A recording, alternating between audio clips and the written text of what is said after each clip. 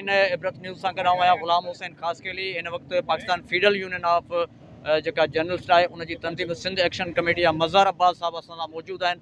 अॼु जेको हिते कन्वेंशन थियो उन हवाले सां ॻाल्हि ॿोल कंदासीं। सभ खां पहिरीं त मज़हर अब्बास साहब वॾी महिरबानी इबरत टीवीअ खे वक़्तु ॾियण लाइ। असांखे ॿुधाइजो त जान मोहम्मद महर जा क़ातिल अञा ताईं गिरफ़्तार न थी सघिया आहिनि, अॻी लाइमल छा आहे? जी, अभी जो हमने फैसला किया है, आज कन्वेंशन में बड़ा शानदार कन्वेंशन था। Hyderabad union of journalist, Hyderabad press club और यहाँ हैदराबाद के और सिंध भर के सहाफ़ियों का, उसमें यही तय किया गया है कि जब तक जान मोहम्मद महर के कातिल गिरफ़्तार नहीं होते ये तहरीक जारी रहेगी। और अगले मरहले में 19 तारीख को तमाम अज़ला में जो है वो मुज़ाहरे किए जाएंगे।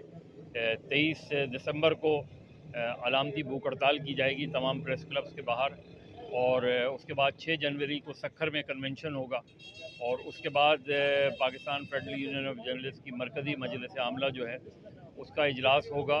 और उसके इजलास में फरवरी में उसमें फिर तय किया जाएगा कि गिरफ़्तारियों का, कि सहाफ़ी मुख्तलिफ़ अज़ला में गिरफ़्तारी दें या कराची में वज़ीर आला हाउस के सामने गिरफ़्तारी दें, ये मजलिस आमला तय करेगी। लेकिन एक बात तय है कि जब तक जान मोहम्मद महर का कातिल गिरफ़्तार नहीं होता ये तहरीक जारी रहेगी और इसमें मज़ीद शिद्दत आएगी।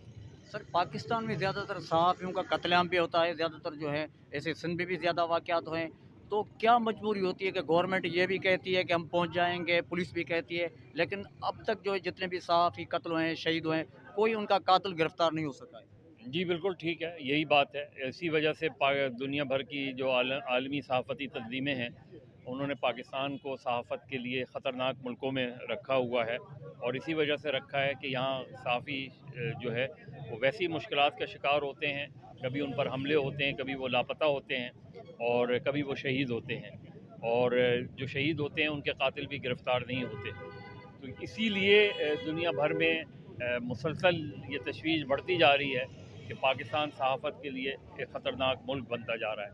अब ये यहाँ की रियासत और हुकूमत का फ़र्ज़ है कि जो पाकिस्तान को इतना ख़तरनाक मुल्क करार दिया गया है तो वो ऐसे इक़दाम करें कि पाकिस्तान का नाम उन मुल्कों में शामिल ना हो।